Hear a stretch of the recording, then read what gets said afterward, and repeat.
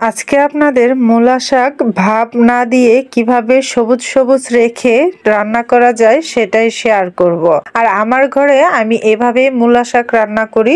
আমি কখনোই ভাপ দেই না, ভাপ না দিয়ে রান্না করি। আর এই মূলা শাকগুলো হয় অত্যন্ত সবুজ, সুস্বাদু এবং মজাদার। আমার বাচ্চারাও একদম খুব পছন্দ করে এই শাকগুলা খেয়ে নেয়। তো কথা না বাড়িয়ে দেখে নেই কিভাবে রান্না করলাম।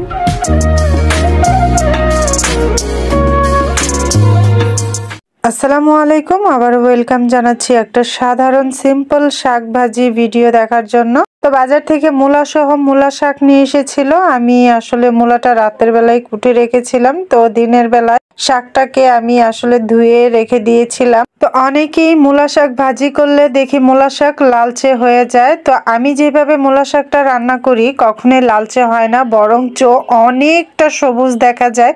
তা আমি কিভাবে এই মূলা শাক সবুজ রেখে ভাজি করি সেটাই আপনাদের সাথে শেয়ার করব। তো বন্ধুরা, মূলা শাক কিন্তু আগে থেকে আমি ধুয়ে রেখেছিলাম, আর এখন বটি দিয়ে আমি কুচি কুচি করে নিয়েছি।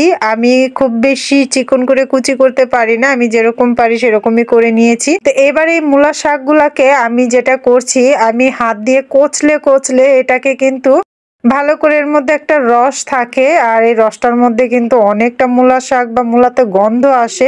এই রসটা ফেলে দিলে মূলা শাকের গন্ধ অনেকটা কমে যায় এবং ভাপ দেওয়ার প্রয়োজন হয় না। তো আমি এর মধ্যে লবণ দিয়ে আমি বেশি না 1 মিনিট এটাকে কচলে নেব। 1 মিনিটের ভিতরে দেখুন এর থেকে কতটা রস বের হচ্ছে। অনেকে বলবেন এ থেকে ভিটামিন চলে যায়, ভিটামিন তো ভাপ দিলেও চলে যায়। সো সে কথা চিন্তা করে তো আর হবে না। তো আমি যেটা করি, এটা সবুজ রাখতে চেষ্টা করি, আর এর থেকে যাতে মূলার গন্ধটা একটু কম আসে সেই কারণে আমি এইভাবে রান্না করি। আর আমি মনে করি এভাবে করলে যেমন সব ভিটামিন চলে যায় সেরকম কিন্তু না। হ্যাঁ, কিছুটা ভিটামিনের ঘাটতি অবশ্যই হবে। তো আমি এভাবে করে কিন্তু আমার 1 মিনিটে কষলানো হয়ে গেছে। আমি এখন এগুলা চিপে চিপে রসগুলা ফেলে দিয়ে আমি মূলা শাকগুলা নিয়ে নিচ্ছি। আর মূলা শাকগুলো নেওয়া হলে কিন্তু আমি এই অবশিষ্ট পানিগুলা ফেলে দেবো। এর মধ্যে প্রচুর পরিমাণের মূলার গন্ধ থাকে। তো এই দেখুন এতটুক হয়েছে, এটা কিন্তু আর কমবে না, এতটুকুই থাকবে ভাজি করার পরে। তো এখানে কিন্তু নেই অবশিষ্ট। তো আমি এখন একটা কড়াইতে পর্যাপ্ত পরিমাণের তেল দিয়ে এর মধ্যে রসুন, পেঁয়াজ, কাঁচামরিচ এগুলা কুচি করে দিয়ে দিয়েছি। রসুনটা একটু বেশি পরিমাণের দিয়েছি। যে কোনো শাক ভাজিতে রসুন, পেঁয়াজ, কাঁচামরিচ এগুলো বেশি হলে শাকের টেস্ট অন্যরকম আসে, খুবই মজা হয়। তো আমি এটাকে একটু ভাজা ভাজা করব, মানে বাদামি কালার করে নেব। শাক ভাজিতে কাঁচামরিচ, পেঁয়াজ, রসুন এগুলো একটু বাদামি কালার হলে কিন্তু ভালো লাগে, আর নইলে কাঁচা কাঁচা দেখা যায়, ভালো লাগে না। তো আমি ভালো করে এগুলো ভাজি করে নেব, ভাজা ভাজা করে নেব। ভাজা ভাজা হয়ে গেলে আমি কিন্তু শাকটা এর মধ্যে দিয়ে দেব। তো আমার কিন্তু এটা অনেকটাই ভাজা ভাজা হয়ে গেছে। তো এবার এর মধ্যে আমি লবণ দিয়ে দেব।